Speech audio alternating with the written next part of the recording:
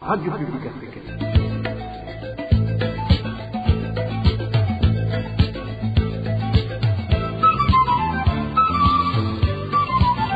Radio Publique Africaine.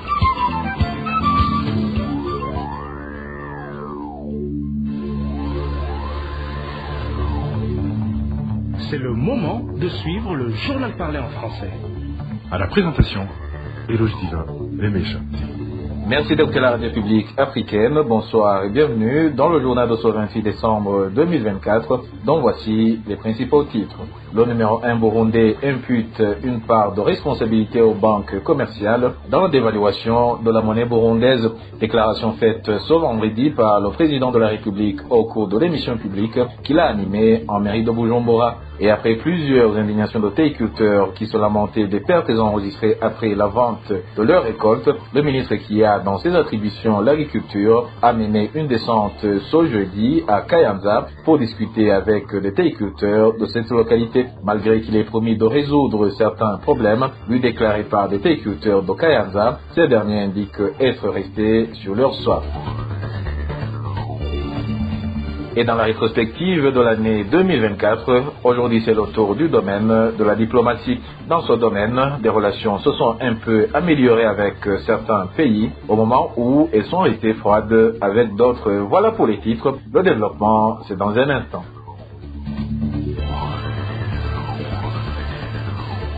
Au bonsoir, démarrons ce journal par la rubrique économie. Le président Évariste Ndayishimiye accuse les banques qui sont devenues l'ennemi de la nation en participant à la dévaluation de la monnaie burundaise. Il a déclaré au cours de l'émission publique qu'il a animée ce vendredi en mairie de Bujumbura. Le numéro 1 burundais a précisé que l'une des explications sur ces accusations est le fait que les banques ont choisi de déposer des devises recueillies à l'étranger, ce qui a poussé l'économie nationale vers la chute. Écoutez Évariste Ndayishimiye, président de la République du Burundi.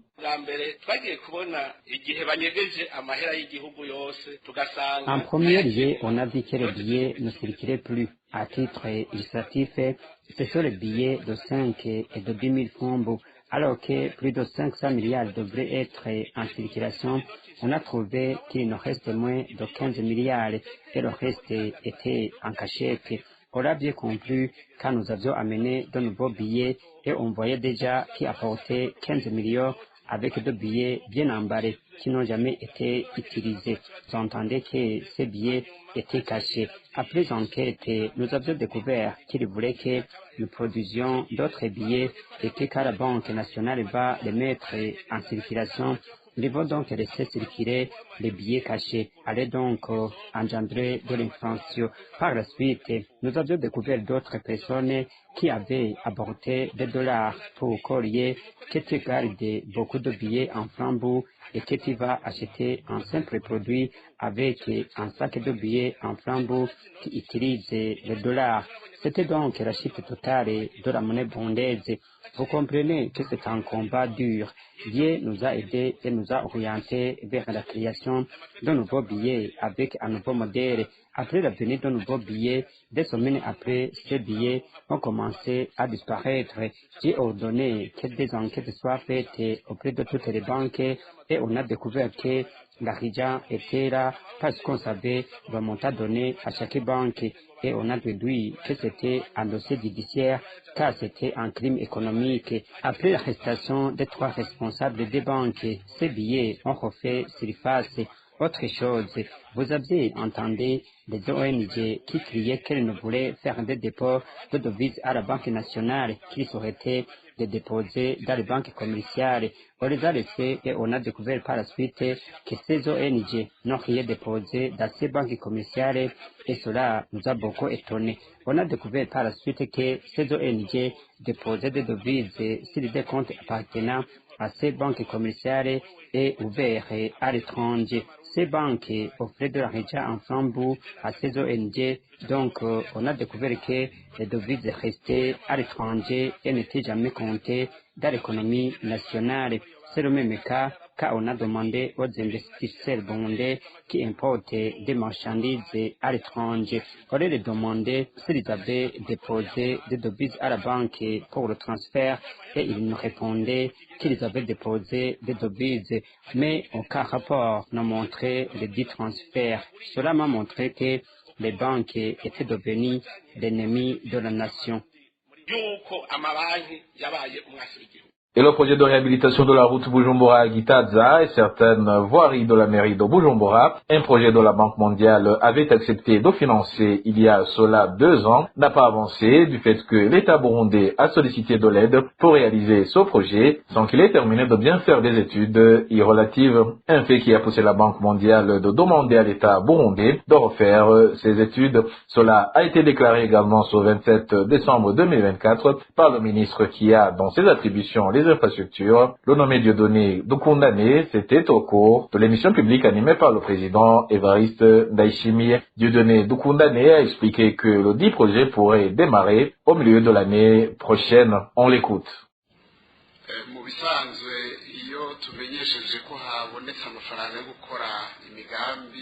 En fait, si l'on annonce qu'il y a eu de l'argent pour réaliser des projets tels que la réhabilitation des routes ou autres infrastructures, on croirait que les travaux vont donc démarrer automatiquement. Ce qui s'est passé avec ce projet lié à la construction de la route Bujumbura-Gitaza et certaines voiries de la mairie de Bujumbura qui va être financée par la Banque mondiale, c'est que les fonds ont été approuvés alors que les études de construction bien faites n'avaient pas encore été conçues. La Banque mondiale nous a dit que les fonds vont être disponibilisés, mais qu'il faut qu'on fasse des études de construction bien faites. Nous nous sommes dépêchés à faire ces études et l'espoir que le projet va se réaliser est au bon fait. Nous avions terminé les discussions avec les experts de la Banque mondiale qui étaient ici à Bujumbura au cours du mois de décembre. On s'est concerté que nous allons lancer un appel d'offres pour que des sociétés qui désirent avoir le marché d'exécution de ce projet entrent en compétition. Comme le stipule le règlement de la Banque mondiale, la compétition doit durer 3 mois et nous espérons qu'au mois d'avril et au mai, nous serons au courant de la société qui aura gagné le marché. On suivra par la suite le contrat d'exécution avec cette société et nous allons lui donner 1 mois pour se préparer à l'exécution du projet. Nous espérons que durant l'été prochain, les travaux d'exécution auront bien démarré en grande partie. Pas de gouvernance toujours, le pays ne peut pas être dirigé sur base de mensonges, il doit plutôt être dirigé sur base des principes clairs qui lui font avancer vers un développement durable. Propos de Jean Bosco Wigemera, vice-président de la coalition des forces de l'opposition burundaise pour le rétablissement de l'accord d'Arusha, c'est fort Arusha en sigle, après que le président Évariste Ndayishimiye ait déclaré au cours de l'émission publique qu'il a animé ce vendredi que le Burundi peine à résoudre la problématique de la pénurie du carburant suite au manque d'une bonne politique concernant l'importation du carburant. Ce politique confirme que les régimes qui ont précédé l'arrivée au pouvoir du parti CNDD-FDD avaient érigé des stocks stratégiques du carburant sur la colline Itangoma, située en province de Gitega. La pénurie de carburant est l'une des preuves d'une extrême pauvreté que le Burundi traverse. En effet, le pays connaît un marasme économique sans précédent, qui était d'ailleurs prévisible. Il ne s'agit nullement d'une absence de politique des régimes précédents, comme prétend le dire le président de la République. Nous savons que le régime Bagaza avait construit des silos pour carburant sur la colline Tangoma, dans la périphérie de la ville de Gitega. N'est-ce pas une preuve que cette politique existait? Nous savons également que même pendant l'embargo sous Bouya II, l'État faisait tout pour qu'il y ait un minimum de carburant. Par ailleurs, comment évoquer les régimes précédents comme pour justifier les impasses économiques d'aujourd'hui, à presque 20 ans que le CNDD-FDD est au pouvoir? Tenter de jeter le tort au régime précédent est un mensonge, une distraction délibérée. Heureusement que le peuple burundais n'est pas dupe. Cela fait déjà 2 ans que le peuple entend le même discours. Nous avons entendu dire que le président de la République prend désormais à main la question du carburant. Nous l'avons entendu également annoncer que 3 bateaux chargés de carburant sont en route. Tout cela n'était qu'un mensonge, à qui veut le croire. À quand la fin de ce mensonge? Le pays ne peut se diriger sur base des mensonges. Il nous faut une politique cohérente fondée sur des solutions aux problèmes réels à résoudre.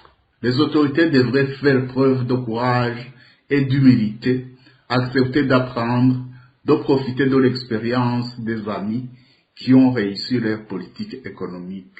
Il n'y a pas de mal à ça. Au lieu d'être hanté et gangréné par cette haine vis-à-vis des pouvoirs antérieurs, les autorités actuelles devraient écrire leur propre histoire. Une histoire qui marque un succès et non une histoire que personne n'aura envie d'entendre.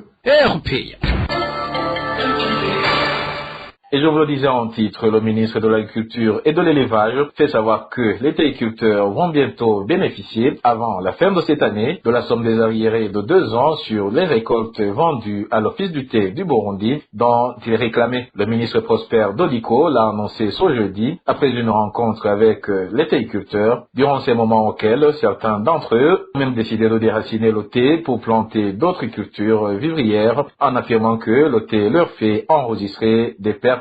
Nous détenons l'élément sonore du ministre de l'Agriculture de la part de la radio-télévision nationale RTNB. Du côté des téléculteurs, nous avons constaté qu'ils ont 3 problèmes. Le premier problème, c'était le déblocage du deuxième paiement. Et à cette question, nous avons décidé de débloquer le deuxième paiement cumulé de 2 exercices. Exercice 2022-2023. Exercice 2023-2024. Et le cumul va nous donner un deuxième paiement de 156 francs par kilo. Et le total, comparé à la quantité du thé qu'on a récolté, le gouvernement du Burundi va débloquer un montant de 4 milliards et 600 millions de francs pour procéder immédiatement au paiement de ces critères. Deuxième question, c'était la question liée au rythme de collecte de thé vert. Et nous avons constaté que l'OTB enregistre des contraintes, que ce soit au niveau logistique, c'est-à-dire le nombre de véhicules, que ce soit au niveau du carburant. J'ai accepté que cette question, je vais m'en approprier et je vais trouver des solutions à cette question, et comme ça, dans les jours à venir, on va constater un changement. Troisième question, c'était la question du prix d'achat de la feuille verte. Au départ, c'était 280, nous l'avons augmenté à 350, mais les téléculteurs estiment que c'est encore un prix dérisoire. Et nous avons accepté, c'est pourquoi nous avons effectué une visite ici au complexe pour voir s'il est possible d'augmenter la qualité du thé. Parce que c'est la qualité du thé qui va nous donner le prix élevé de vente et qui va revenir ici pour rehausser le prix qu'on achète aux téléculteurs. Et nous avons décidé qu'au plus tard lundi, chaque complexe aura à transmettre une note qui nous montre les éléments sur lesquels on va travailler pour augmenter la qualité. Et le ministère va soutenir tous les complexes pour accélérer l'acquisition des pièces, de tout ce qui est nécessaire pour que la qualité soit augmentée. Et non seulement ça, nous allons également mettre en application un plan marketing qui va nous permettre d'avoir d'autres acheteurs qui vont nous donner un prix élevé par rapport aux courtiers qui, depuis très longtemps, contribuent au prix que nous observons. Et du côté des téléculteurs de la province de Kayanza, ils disent qu'ils n'ont pas été satisfaits par des réponses leur données par le ministre lors de sa récente visite. Selon ces téléculteurs, ils n'ont aucun espoir que des propos prononcés par cette autorité, surtout ceux liés à l'augmentation du prix du thé vendu par kilogramme, d'autant plus qu'il n'a pas précisé quand cette augmentation va être opérée. Suivant l'un de ces téléculteurs qui s'est entretenu avec la RPA.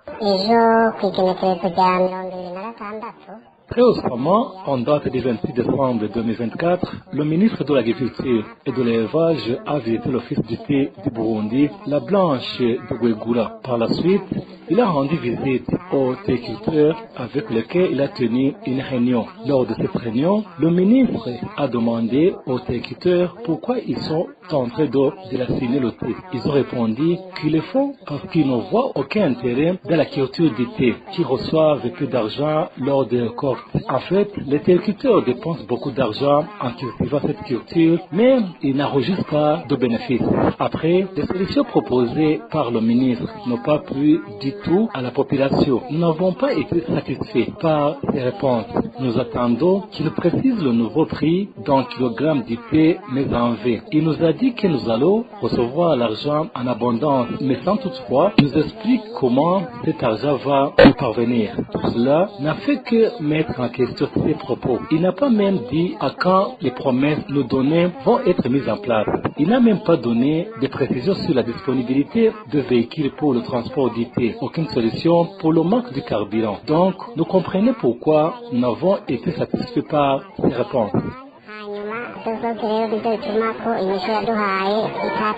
Poursuivons ce journal par la page Société. Les immondices s'entassent de plus en plus depuis plus de 2 mois dans différents quartiers de la commune de Mukaza. Certains citadins indiquent que les sociétés de collecte de ces déchets ménagers ont presque disparu. Ainsi, ils craignent d'attraper des maladies durant cette saison pluvieuse. Balthazar Miburo nous en dit plus. Les zones les plus touchées par cette absence de collecte d'ordures sont Nyakabiga, Bwiza, Buyenzi et Rohero. Toutes ces zones se situent dans la commune Mukaza, à mairie de Bujumbura. Cet habitat de la zone Nyakabiga indique que les sociétés chargées de collecter les déchets ménagers ne viennent plus depuis plus de 2 mois. Ça fait 2 ou 2 mois et demi que ces sociétés ne viennent pas récupérer les déchets. Comme nous sommes dans la saison pluvieuse, certaines épidémies comme le choléra peuvent perturber la santé des habitants.